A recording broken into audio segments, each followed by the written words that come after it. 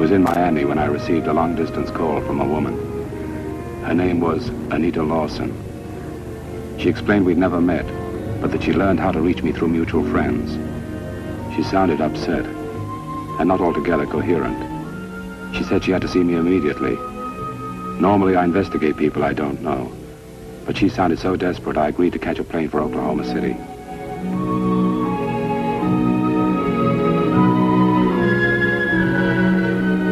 I checked into a hotel, telephoned and told her I'd be right over. As I hung up the phone, I had a feeling that Anita Lawson and her problem might be more than ordinary trouble.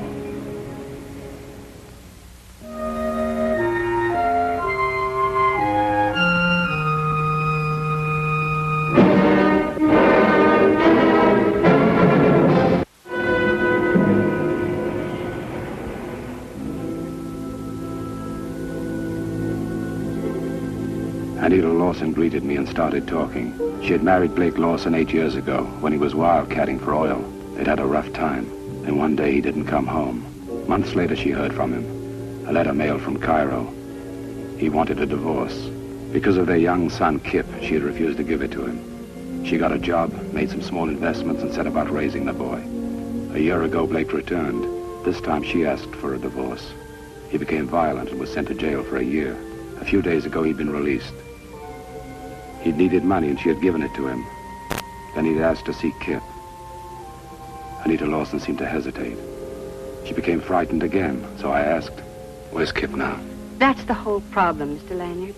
Last night, when I returned home, the maid told me Blake had picked up Kip that afternoon.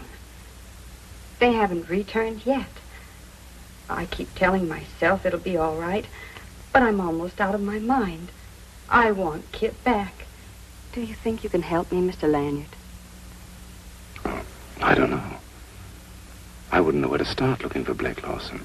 Well, Blake usually heads for any new oil strike. He might do that again. Well, it's a long shot, but it might be worth a try. I know it sounds trite, but try not to worry, huh? If you do find Blake, please be careful. He can be very difficult. Bring Kip back. That's all I want. When I walked into McClinty's hotel, I saw Creep, and I knew I'd caught up with Blake Lawson. You're showing Creep the way home, babies. Just keep walking and talking. Ha! Made it. There's 100 that's just dying for company. What's the matter, no taking? Can I get any play around here? You're covered.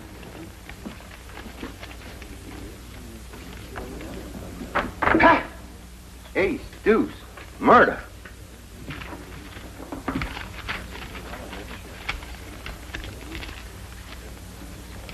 Ha! 6 is my point.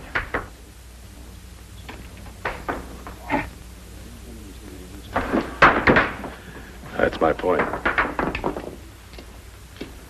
More? What do I play with? Matches? Pick up your money. Why? I want some information. That should buy a lot of information. Yeah. I'm looking for a man. His name's Blake Lawson. Like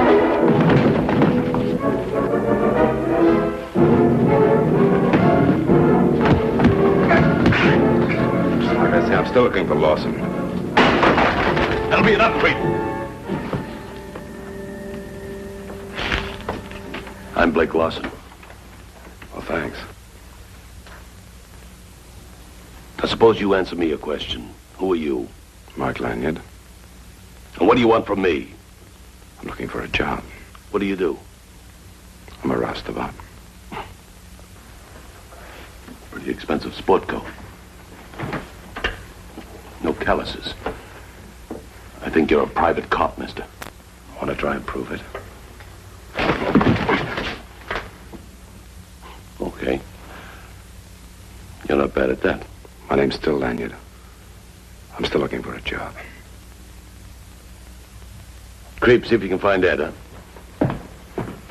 Come on over, sit down. Okay.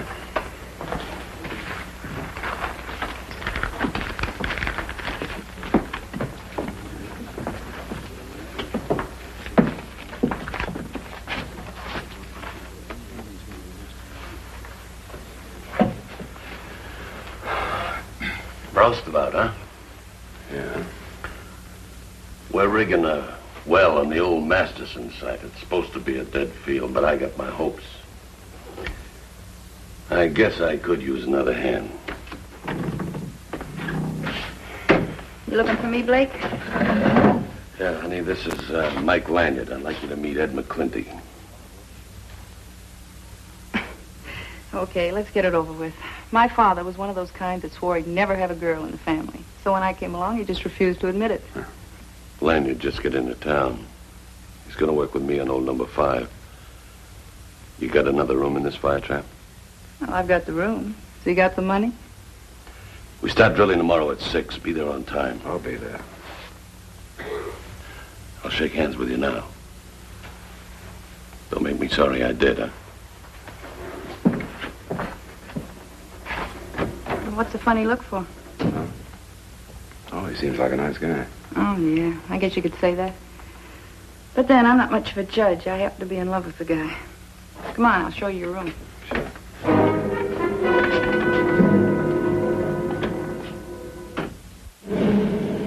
What's holding up those torpedoes? I tell you, it's crazy dropping this much juice. You're liable to blow yourself right off this earth. We'll need every bit of it. We struck a solid sheet of granite. And if we go through, what do we get? Just more dust. You think so? Take a taste of that water sample. Oh, it's greasy, all right. You bet it's greasy, oil greasy. Need any help? You get paid to work, not get yourself killed. All right, everybody, clear this well. Hurry it up. Come on, let's go.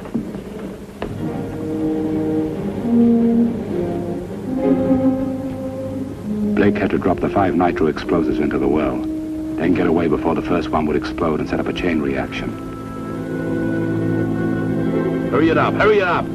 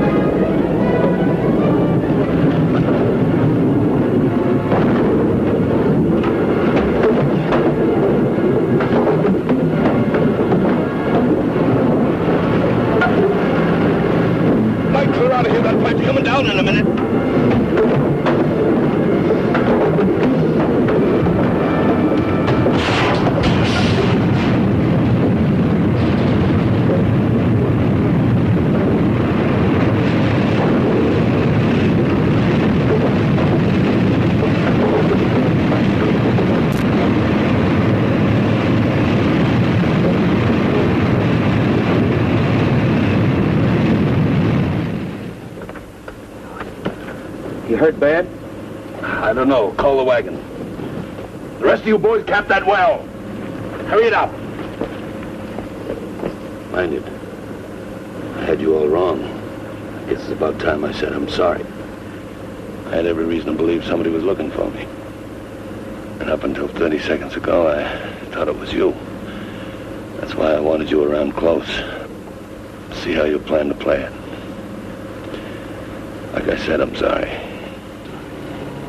Sorry from a man like Lawson meant something, and I felt like a heel. I wanted to say the same thing, but I couldn't. And for the time being, I didn't care.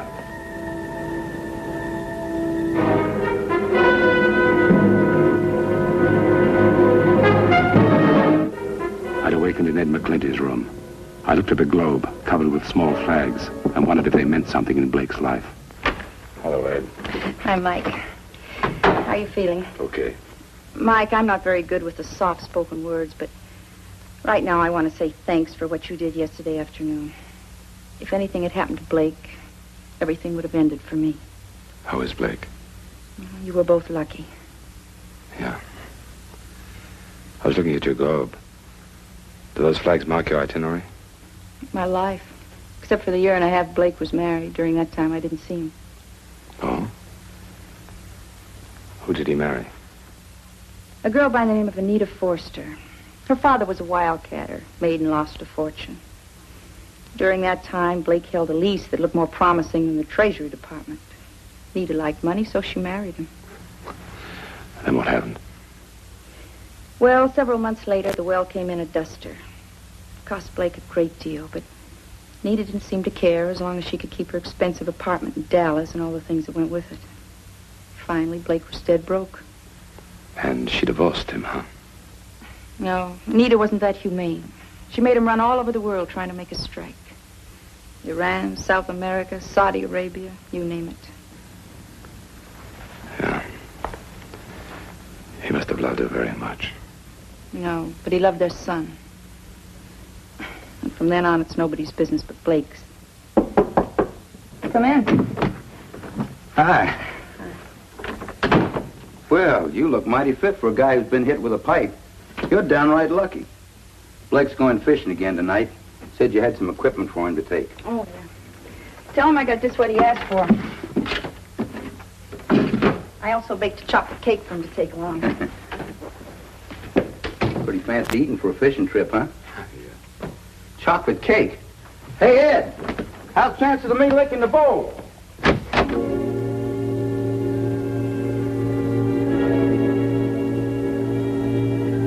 The box was from a local clothing store. Inside, I found a pair of Levi's, the size you'd buy for a 6-year-old boy. I remembered Creep's words. There's been a lot of uphill in Blake's life. And I couldn't forget Ed's statement. Anita wasn't that humane. I still had to locate Kip, but I made up my mind to find out if I was working for the wrong side. I don't think Blake's going to take to me bringing you back to the well so soon. He wants you to get well first. I can't think of a better cure than a night of fishing. Oh, forget it, Mike. I'm not that bad company. No, but Blake is. He don't take nobody. Don't tell me where he's going. He must have a pool of bass that just won't stop. Mike, what are you doing here? You're supposed to be taking it easy. I feel okay. What about the well? Your theory right? Yeah, we get oil all right. We just finished capping. It's low-grade stuff, but it might get better. I'll be back at 7 in the morning and Creep. Keep these monkeys working. I want that well pumping steady by tomorrow night. Right. I'd like to say it again, Mike. Thanks. Maybe I can pay you back someday. You can start right now. I also like to fish. Some other time, huh?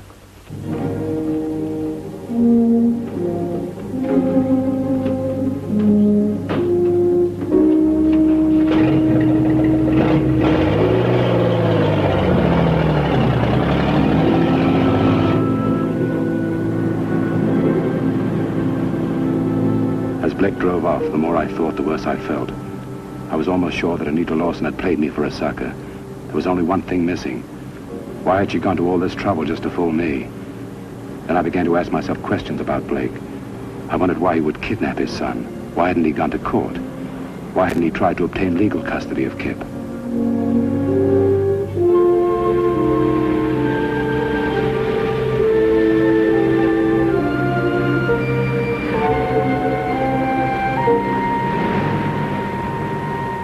Then I thought of his record. What had he done to be sentenced to a year in the state prison? I thought I was getting close to the right answer, but I needed the key. I had a feeling the Blake Lawson story might be that key.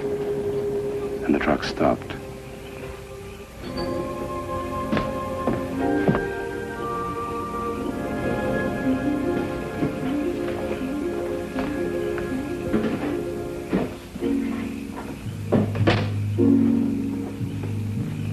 I watched Blake take the packages and head for the cabin and his son.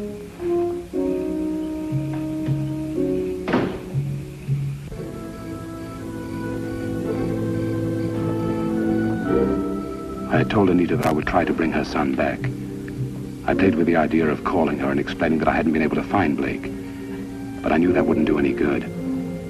Even if Blake had a good reason for taking Kip, there's a law that says it's wrong. I had to find a way to make Blake level with me. I was sorry I hadn't told him the whole story this afternoon. I felt that I had been as unfair to him as he was in keeping Kip hidden. It was time for Blake and me to be honest with each other. No more lies.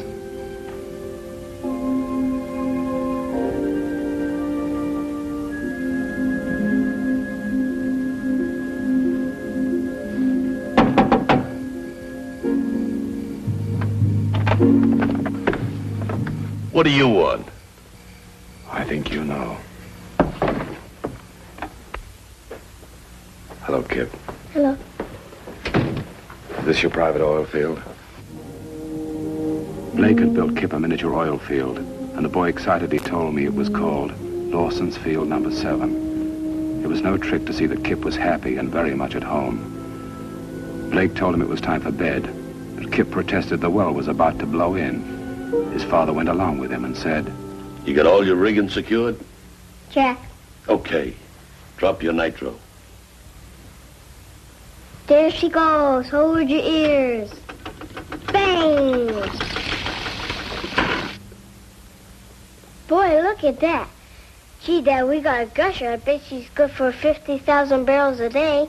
You know, I think it's about time Charlie took you and put you to bed, don't you, huh?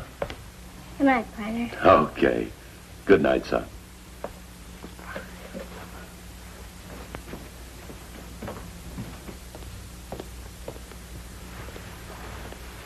Nice kid. You know, for a while, Lanyard, I thought I had you all wrong.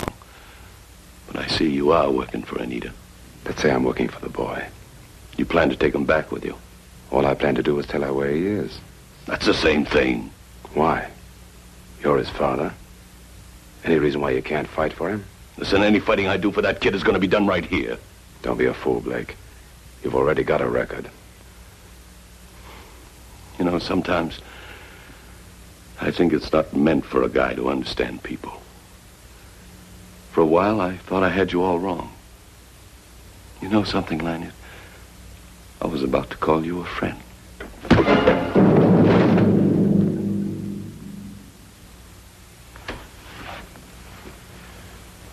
If you've a legal right to the boy, I'll help. All right, what's the matter with you? Fight. Tell me what happened. Why do you have to do everything your wife says? Stop it, Blake. Stop it. What are you doing here, Ed? Creep, Miss Mike, it all added up. I knew what you'd do. I had to stop you. Oh, forget it. No, please don't. Besides, no grave would have him. Okay. So it's I Hate Lanyard Week. Will you tell me why?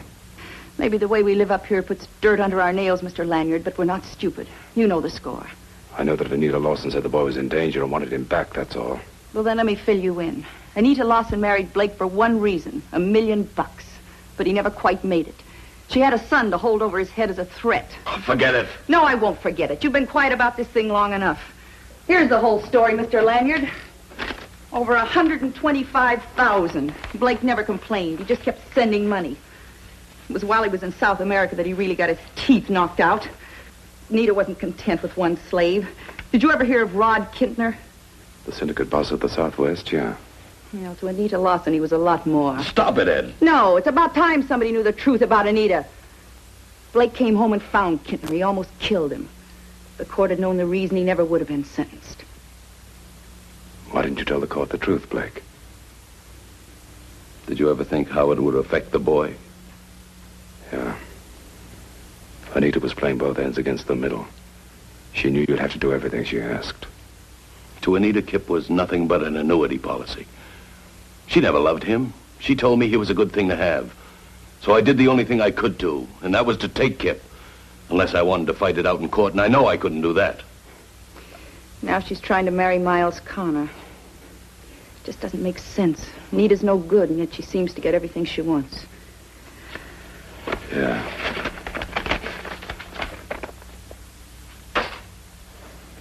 I'm going to take the boy back. But if things go the way I think they will, he won't be gone for long. What if it doesn't go the way you think? And I'll be a charter member in the Hate Lanyard Club.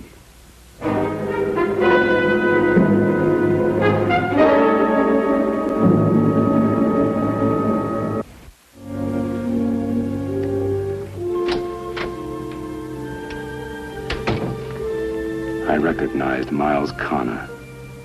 And as I watched Anita saying goodbye, more than ever, I understood Blake Lawson.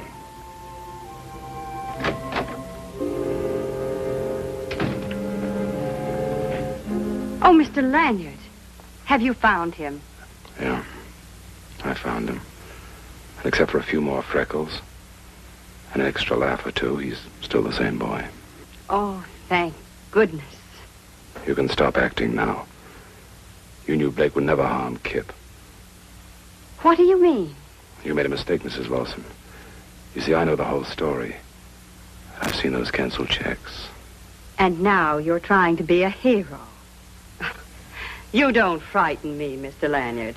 I'm not trying to frighten you. I want you to listen. I'm not as nice as Blake. And as you would say, I have a lot of the right friends. Go on. I'm listening. I'm prepared to tell the story about you and Kintner. And I'll prove you never had any investments. Except yourself. You'll lose not only Kip, but you lose Connor and a lot of money. You realize what that story would do to Kip. You're not talking to Blake now. Kip being with his father would more than outweigh the publicity. How much do you want? You'll consider the price cheap. Kip.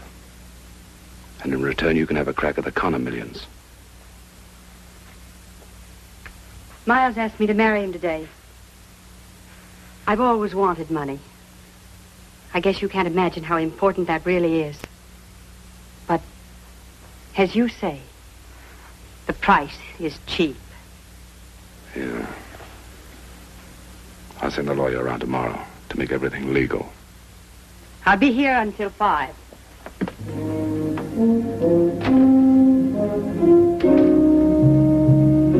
Kip! Your father's expecting us for dinner. If we want to make it on time, we better leave now. If this came in, number 12, this came in. It's a gusher.